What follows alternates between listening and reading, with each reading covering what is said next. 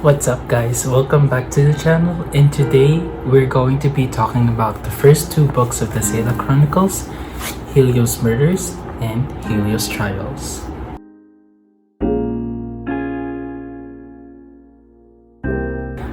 Please excuse my hair right now, it's currently air drying. I just got out of the shower like 30 minutes ago, so it's kind of a mess. Well, it's not a mess, but yeah, it looks weird right now. But this is actually my second time, well, kind of the third, but second time filming this video, because the first time I filmed, the review was all over the place, so I just wanted to like fix everything and merge all of my ideas into bullet points that will help me edit this video better. So yeah, let's start with the first book.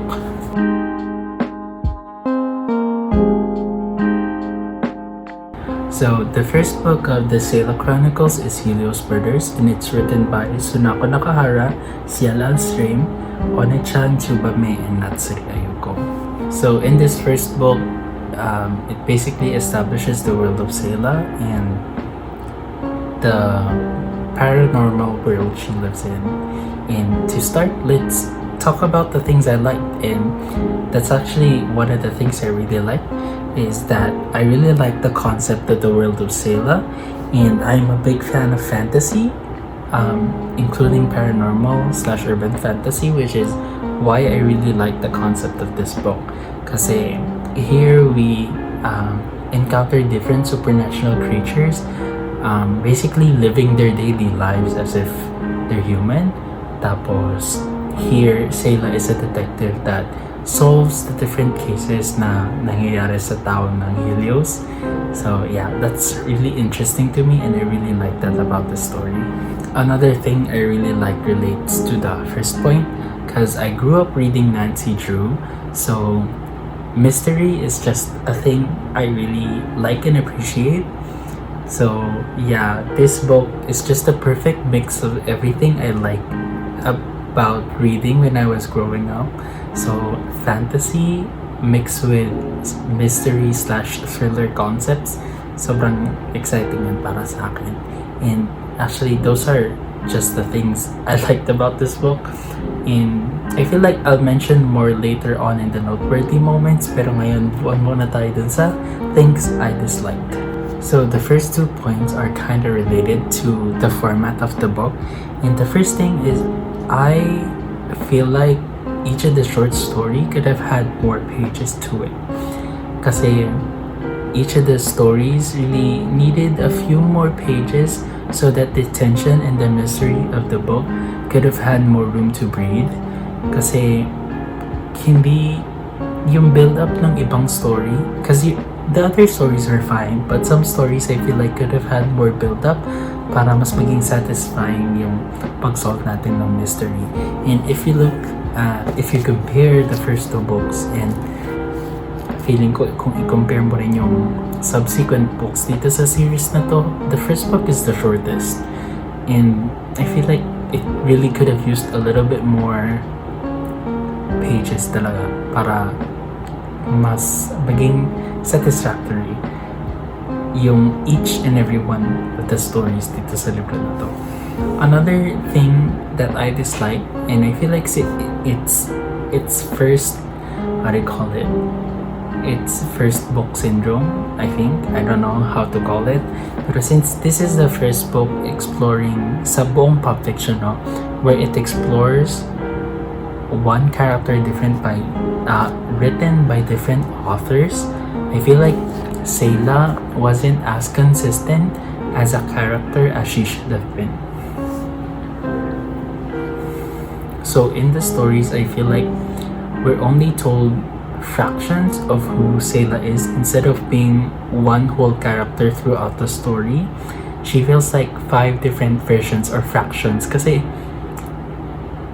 those fractions make up Ceyla as a whole. Pero I feel like when you get into the stories, iba't ibang aspect ni Ceyla yung fino-focus nila, na minsan parang hindi siya consistent.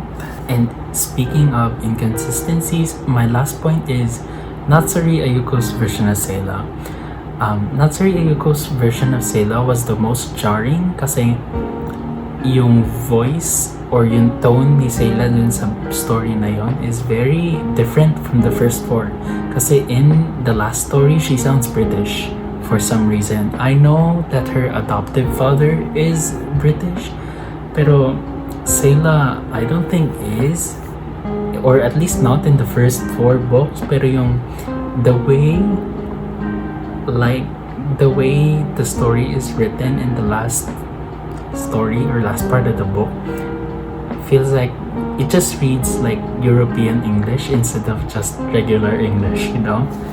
So yeah, that's one thing I didn't really like, and in connection to that, the last story didn't have chapters on it, and I'm here wondering why, kasi when there's no chapters or these chapters are too long, I feel like hindi ko mababa yung libro kasi walang point sa libro na pwede akong mag-stop.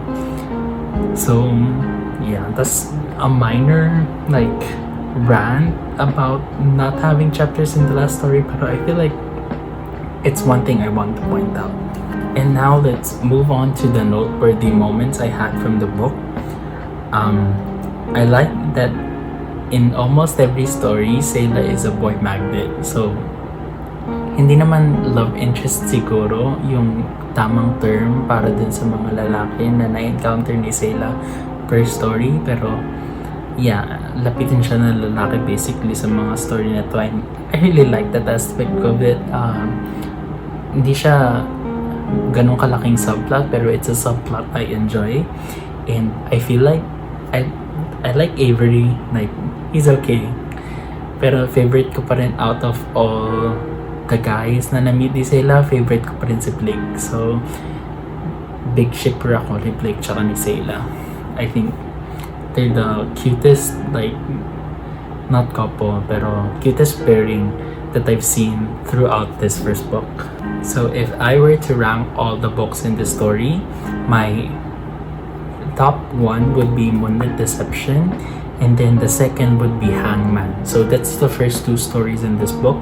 I feel like those two were the best at telling the mystery out of the 5, and then the next one would be Memoirs, which is like the historical or lore focused part ng book kasi it tells who Ceyla is, and that's the 4th story.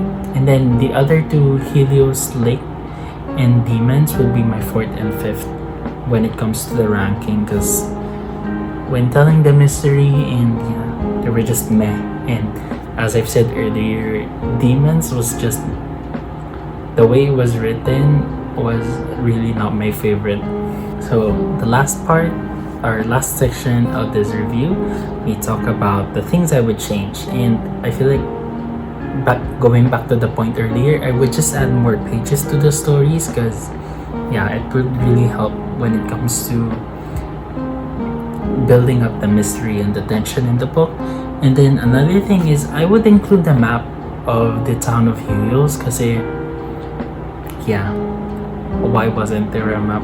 Because feel ko isa yun minsan sa, since Ceyla's operating in a small town, it would have been nice if we had the map of the town. So yun lang yan. As for ratings, I rated this at 3.5 out of 5 stars because it was okay. I did enjoy it a little bit while reading through the stories. And would I read it again? Yes, definitely, because the short stories work well for what it's, or for achieving its purpose, basically. So that's everything I have for Helios Murders.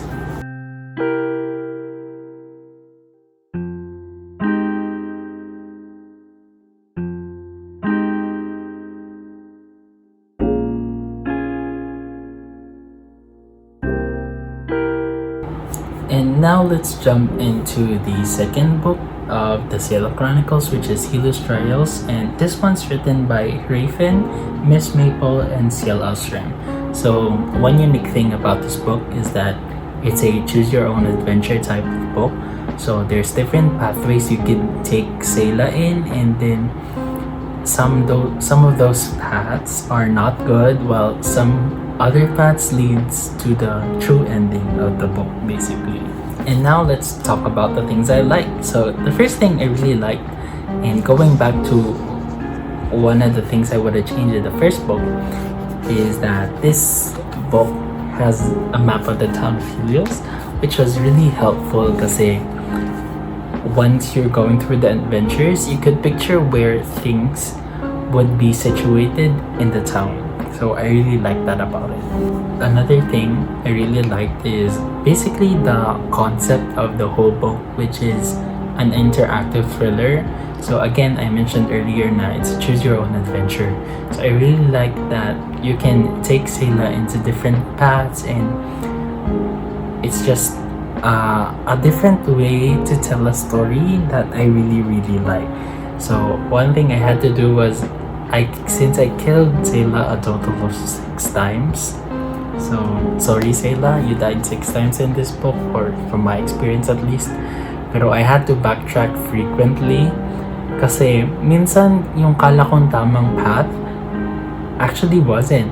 Tapos I had to backtrack like a few chapters back from the book kasi I just didn't expect na yung fork in the road, sabihin na lang natin, is actually the proper one or the right road to take. Kaya it was quite exciting reading through the book.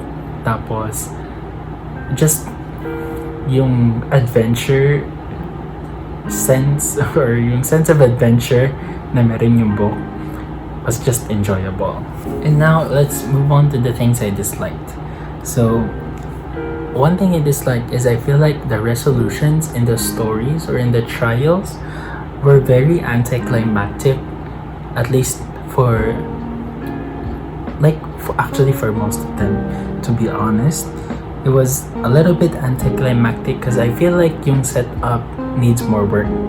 Kasi hindi na-explain na maayos kung ano ba talaga yung purpose nung trials, yung 3 trials na haharapin mo. So once you go through the story, you really don't understand how ceyla is supposed to win those trials. And by the time na nakarating na ako dun sa ending, parang yung ending ng each trial, I feel like, oh, ayun na yan. Wait, tapos na. So yun nga, very anticlimactic lang siya minsan. Kaya yeah, I wish that could have been better handled in this book. And then another thing is there were some instances na hindi consistent yung first book dito sa second.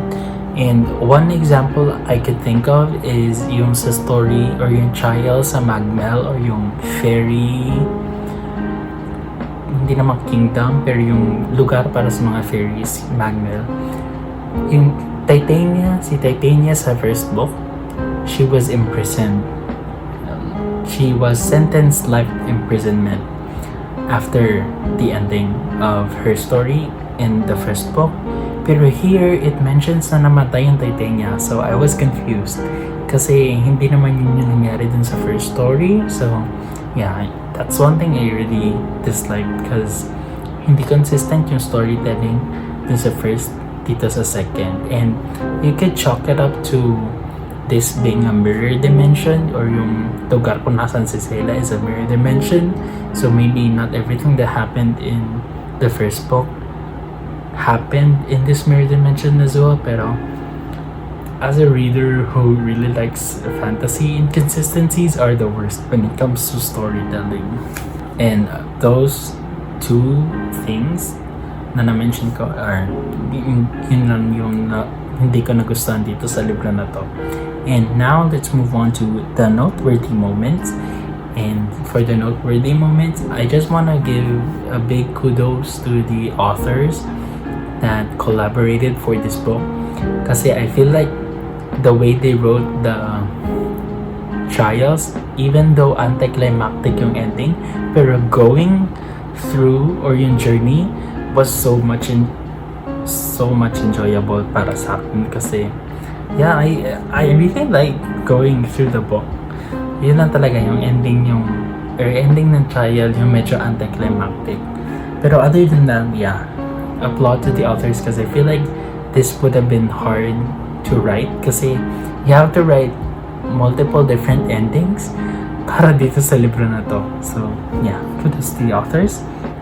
And then next thing is I love na my reading experience or how I went through the book would be different from how other people would go through the book kasi ang dami mong choices na pwedeng piliin.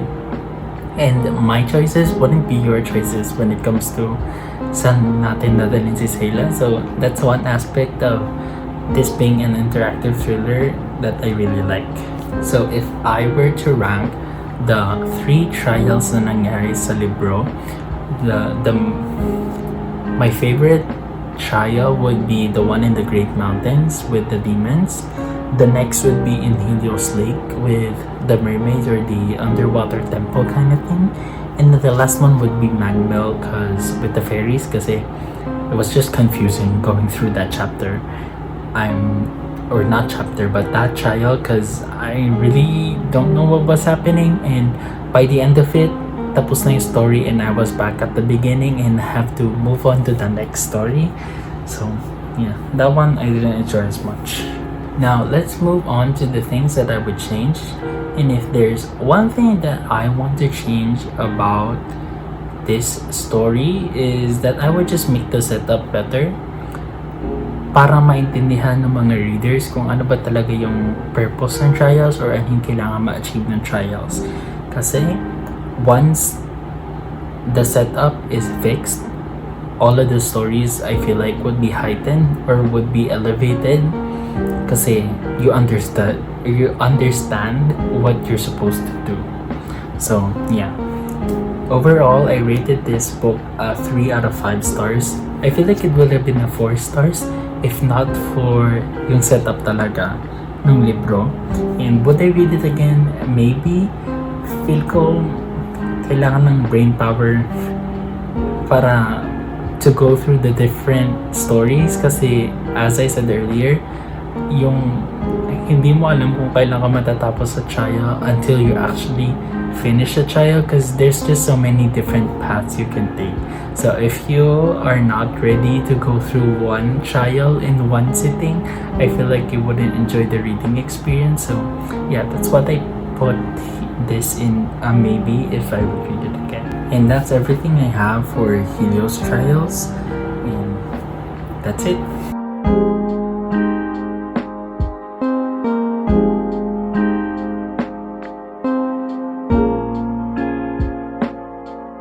So overall, I really enjoyed going through these books. Helios Murders was actually a reread for me, and I really enjoyed reading through it again. And Helios Trials, I actually started it, but at the end of it, 2019, like 3 to 4 years back, because I just wanted to read a different book. But now that I picked it up again, I enjoyed like the adventure of going through the different paths with Ceyla. And even though we encountered a few bumps in the story or there's a few things that I disliked in the story, I would still recommend that you read it because yeah, it's an enjoyable read either way. So I'm quite excited to dive deeper into the world of Ceyla and read the 4 other books in the series. So I already have the next 2 books and I still have to buy the ones that were recently released in September, I think, this year. And yeah, I'm excited to dive into them next year because I really like the world of Helios or the world of Ceyla Chronicles. Now, if I were to rank the books, I would rank Helios Murders higher than Ceyla because yeah, I really like the first book more than the second one.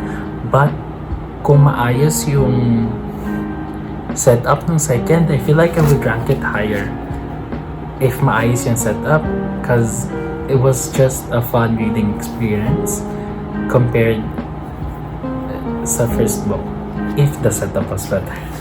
Yeah, and that's everything I have for this video. If you've read the books, para sa inyo, ano yung mas gusto nyo na story? And yeah, I hope you like this video. I enjoyed filming it again because I feel like mas naging maayos yung points ko when it comes to the things that I wanted to talk about these two books. And I hope you enjoy it. Like the video if you liked it, and then comment your thoughts down below because I would like to hear from you. And if you'd like to watch more from the channel, please subscribe. That's everything I have.